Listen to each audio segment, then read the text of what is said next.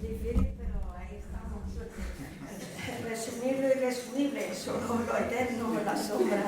Pues, por ejemplo, Vicente nos ha hablado de muchos autores para hablar de que percibimos la sombra cuando damos la espalda al sol. Hemos empezado por ahí porque al fin y al cabo esa personalidad fractal está en un cuerpo ahora mismo, ¿no? Nos ha hablado de los bypass psicológicos y espiritual. Nos ha mencionado a John Baywood, a Jean-Jacques Antier, de Wilber, a Mark Epstein.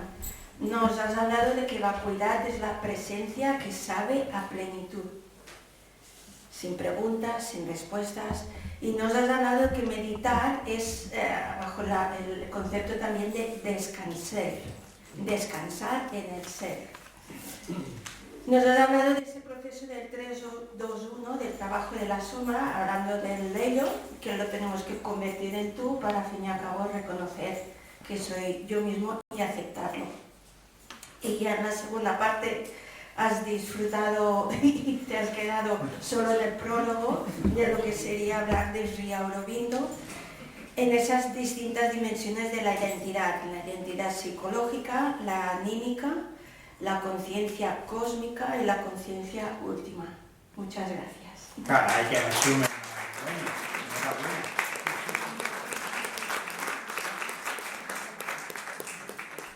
Doncs anem a fer 4 preguntes, reflexions, desconciertos compartidos, el vértigo del cosmos. Es muy breve, el tema del 3-2-1. Yo, bueno, por situaciones personales, un coach y tal, me lo interiorizó mucho, ¿no? Como parte anímica, de conciencia y de bienestar, ¿no? Tanto a nivel espiritual como a nivel social. Lo que pasa es que la forma de plantearlo, de trabajarlo, va a ser totalmente diferente, ¿no? El 3 era una mica lo que yo sentía, o sea, lo que percibía del exterior. El 2 era cómo me podía afectar y cómo realmente podía gestionarlo. Y el 1 era simplemente cómo debía actuar ante el 3 y el 2 para que nada me hiciese daño y para sacar lo mejor de mí. O sea, es así que quizás no tiene nada que ver con lo que tú has explicado. Sí, yo creo que el objetivo es el mismo, solo que es, digamos, una versión distinta, una variación del mismo tema.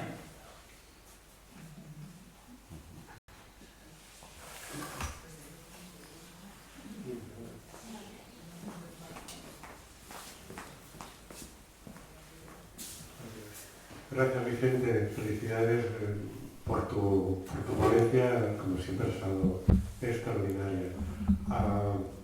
Me llama la atención cómo ciertos maestros o personas que han aportado tanto al mundo espiritual y al mundo del crecimiento personal, ellos mismos no han podido superar determinados, como el caso de Ken Wilber, ¿no?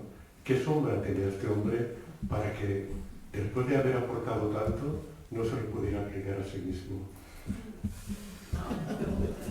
Bueno, es un tema fascinante, no solo en Wilber, yo no lo centraría en Wilber, pero sí en lo que a mí me gusta llamar, y mucha gente, la caída de los gurús, de algunos gurús, de muchos. Es decir, yo creo que los que estáis en estos mundos probablemente sabéis la serie de escándalos, ¿no? En las 3 o 4 últimas décadas de gurús, entre comillas, de maestros, de instructores, de todas las tradiciones, no se escapa ni una.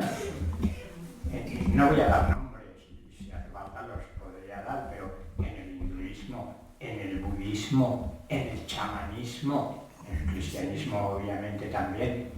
No me interesa entrar en esas cosas, nada más que para decir esto. ¿No será que justamente en la espiritualidad, como decíamos antes, se une un enfoque más tradicional porque no se trabaja la sombra? Yo la mejor manera de interpretar la caída de los gurús, los escándalos de los gurús, de sexo, de violencia, de afán de poder desmedido, es porque la sombra se los come en un momento determinado. Gente que nadie niega que esté en un nivel de desarrollo de la conciencia y que tenga una cierta iluminación auténtica. Pero bueno, luego resulta que el trabajo psicológico no está hecho.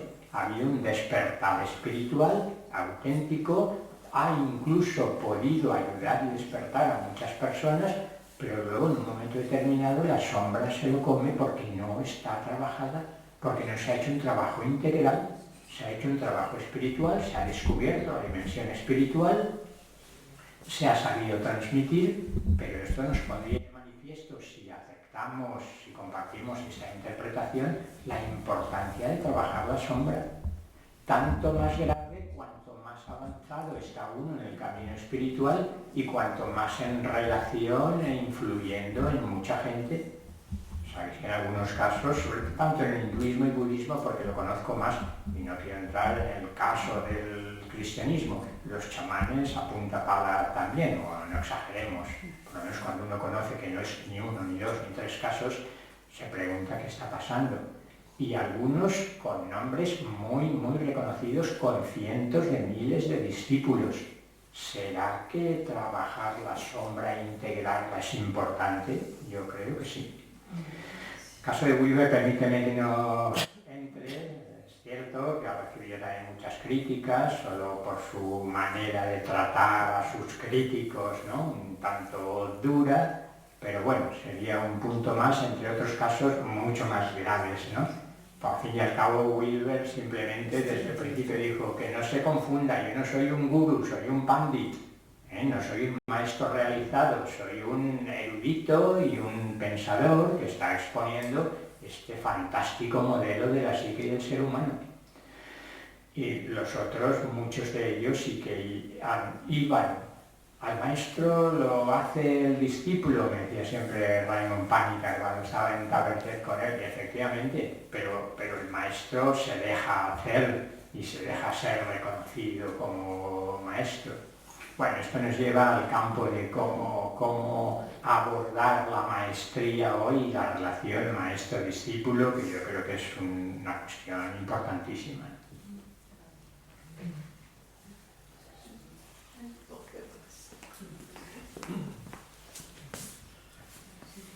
Para trabajar con un terapeuta se necesita que ese terapeuta esté abierto también al mundo espiritual.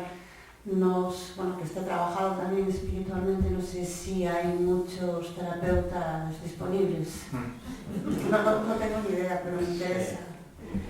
Es también algo importantísimo. Yo creo que cada vez más terapeutas dentro de la psicología transpersonal, y no solo, pero conozco un poco más ese campo, sabéis que Stanislav Grof, que junto con Wilber probablemente es el otro pilar fundamental de la primera oleada, es decir, hasta principios del siglo XXI de la psicología transpersonal, creó con su mujer la red de emergencia espiritual, porque justamente Grof era psiquiatra, yo creo que a sus 90 y bastantes años sigue viviendo, que yo sepa todavía no se ha ido, porque justamente por la insatisfacción ante ver la limitación del enfoque psiquiátrico habitual, desespiritualizado si se quiere, una psiquiatría biologista que en ocasiones, no digamos superficialmente que todos los brotes psicóticos, por ejemplo, son emergencias espirituales,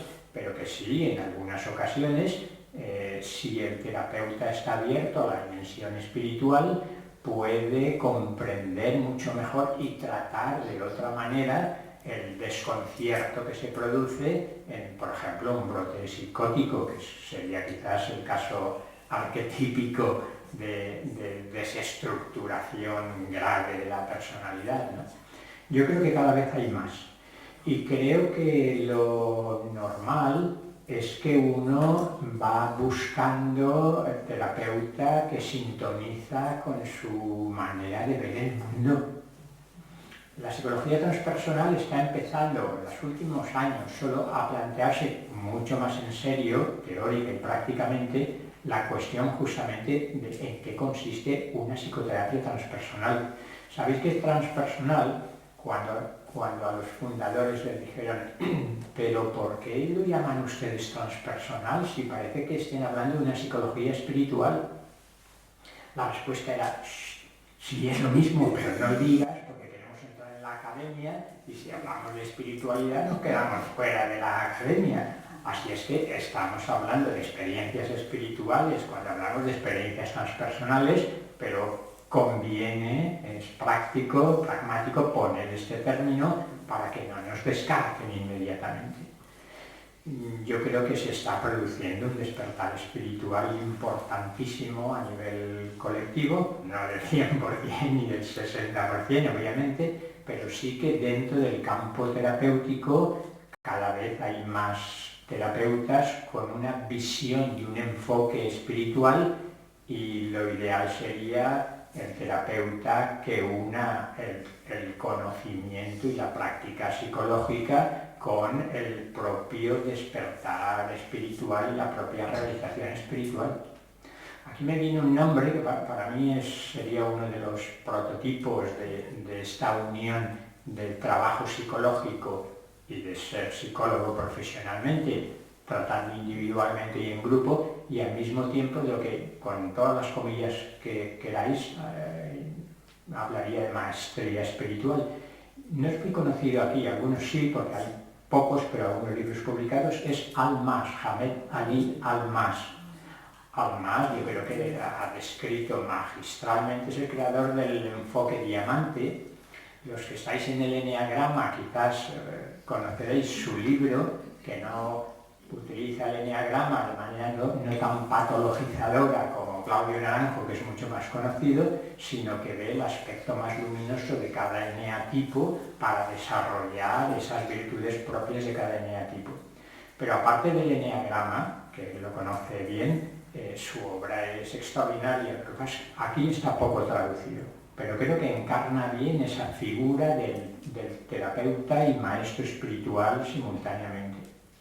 Y entonces puede comprender desde esa perspectiva integradora e integral, psicológica, pero también espiritual, en qué fase del camino y qué está ocurriendo en la persona que va a consultarle.